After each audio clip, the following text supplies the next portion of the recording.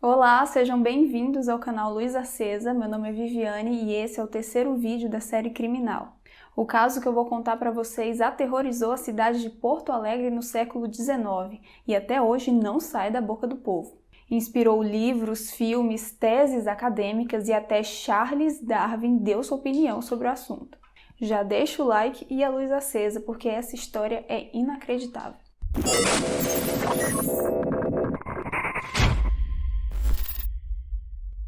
José Ramos morava no Espírito Santo. Era o filho mais velho de uma índia e de um português que lutou na Revolução Farroupilha. José gostava de ouvir o pai contando sobre as histórias da Revolução e demonstrava um interesse especial pela parte que envolvia a degola dos inimigos. Durante a juventude, José presenciou seu pai agredindo sua mãe com uma faca e não pensou duas vezes. Tomou o instrumento da mão do seu genitor e desferiu vários golpes contra ele. Em razão do assassinato do pai, José se mudou para Porto Alegre, lá no Rio Grande do Sul. Alugou uma casa na Rua do Arvoredo e passou a trabalhar como inspetor de polícia. Tudo corria bem, até o dia em que ele foi flagrado tentando degolar um preso. José Ramos até tentou se justificar, dizendo que o detento estava tentando fugir, mas não deu certo. Ele já tinha sido denunciado outras vezes por maus tratos a presos e a meros suspeitos de crimes. Então, ele foi rebaixado a informante da polícia, diretamente subordinado ao delegado Dário Calhado. José era um sujeito mestiço, de olhos enormes, voz sinistra, barba rala e muito alto. Se vestia impecavelmente e andava muito perfumado. Tinha razoável nível de instrução, frequentava missas e era um grande admirador das artes. Ele era visto em grandes eventos da classe alta de Porto Alegre, como apresentações teatrais e óperas. E foi em um desses eventos que ele conheceu Catarina Pauls. Catarina tinha origem húngara e era de família pobre. Ela teve sua família assassinada e foi estuprada por soldados da Revolução Húngara em 1848, quando tinha apenas 12 anos. Aos 15, se casou com Peter Pauls e juntos emigraram para o Brasil, numa tentativa de fugir das dificuldades. Porém, no decorrer da viagem, o marido de Catarina se suicidou.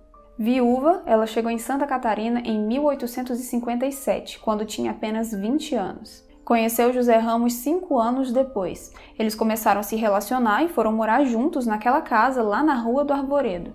A casa pertencia a Carlos Klausner, um alemão que tinha um açougue muito frequentado naquela região.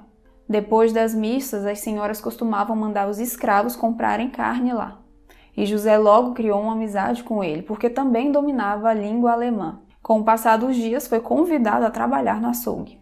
Vale mencionar que os açougueiros não eram tão bem vistos naquela época, provocavam um certo nojinho na população, porque manuseavam instrumentos de corte, esquartejavam carne e estavam sempre sujos de sangue.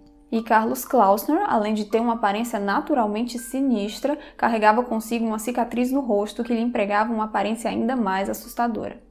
Em 1864, o comerciante Januário Martins e seu caixeiro Inácio desapareceram. Os moradores da região estranharam o fato da loja de Januário ter passado o dia inteiro fechada, então comunicaram o fato à polícia. Os oficiais entraram no estabelecimento e verificaram que todo o dinheiro do caixa havia sumido. Como José foi visto conversando com Januário em diversas oportunidades nos dias anteriores, ele foi chamado para prestar esclarecimentos. Os credores de Januário estavam receosos de que ele fugisse ou que estivesse escondido na casa de José. E ele confirmou tê-los visto e acrescentou que os dois embarcaram para outra cidade.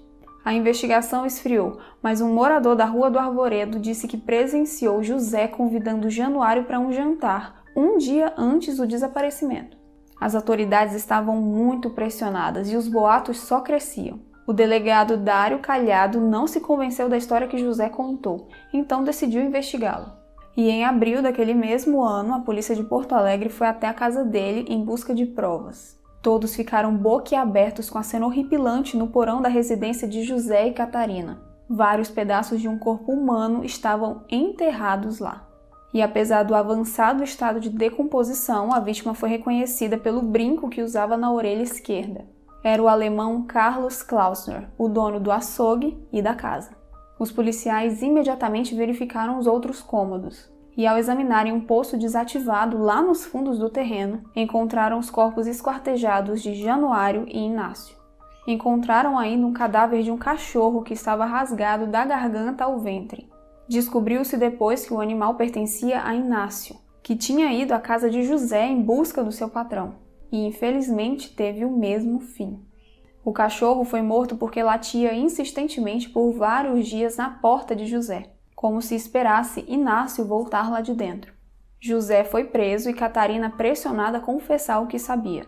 Acabou dizendo que outras 6 pessoas foram assassinadas naquele local, e que o açougueiro Carlos Klausner os ajudava a se livrar das evidências, transformando as carnes dos corpos em linguiça. Os jornais anunciaram o caso como o maior crime da Terra. De acordo com as investigações, José Ramos e Catarina Pols frequentavam os eventos da classe alta de Porto Alegre e checavam com antecedência quais homens ali poderiam ser facilmente seduzidos por Catarina. Eles preferiam imigrantes alemães solitários que não tinham muito contato com a família. Após a escolha da vítima, Catarina a atraía para um beco escuro. Em seguida, a levava para sua casa, onde José já estava esperando. Lá, as vítimas eram roubadas, degoladas, esquartejadas e descarnadas. A carne era levada em um baú até o açougue, e Carlos confeccionava linguiças com o material. Não se tem muitos registros sobre essa parte da história, porque, coincidentemente ou não, as páginas mais importantes do processo sumiram. E as que existem são escritas à mão, com um vocabulário e caligrafia de difícil compreensão, numa tentativa de apagar ou amenizar o fato que tanto prejudicou o fluxo de comerciantes estrangeiros por ali. A parte das linguiças humanas foi tratada como uma mera lenda urbana. Não se sabe com certeza se Carlos sabia de onde eram as carnes que chegavam no baú de José, mas, segundo o diário de Catarina, ele os ajudava até com os ossos, os dissolvendo em ácido ou os incinerando no açougue. E aquelas linguiças eram bem aceitas no comércio, viu? E consumidas na sua maioria pela alta burguesia de Porto Alegre. Há quem diga que se formavam até filas na porta do estabelecimento. Certo dia, o açougueiro Carlos Klausner decidiu que iria para o Uruguai. Não se sabe se ele descobriu que a carne era humana e ficou com medo de ser pego, ou se tinha outros planos. Mas José Ramos agiu antes e o matou com machadadas ali mesmo dentro do estabelecimento. No dia seguinte, contratou escravos para carregar o corpo e os pertences de Carlos até a casa da Rua do Arvoredo e enterrou tudo no porão. O casal tomou posse da loja e da residência e diziam aos curiosos que eles haviam comprado as 2 propriedades, já que Carlos tinha ido embora. Mas com a morte do açougueiro, a fabricação de linguiças humanas acabou. O processo era muito complicado e sem a ajuda dele era impossível confeccioná-las. E então o açougue fechou as portas. O nível de vida de José e Catarina melhorou e eles passaram a gastar muito dinheiro nos lugares mais caros da cidade.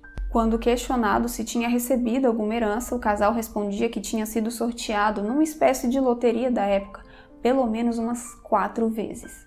7 meses depois, o dinheiro acabou e outro crime foi planejado. Aquele que tirou a vida de Januário, Inácio e do cachorro.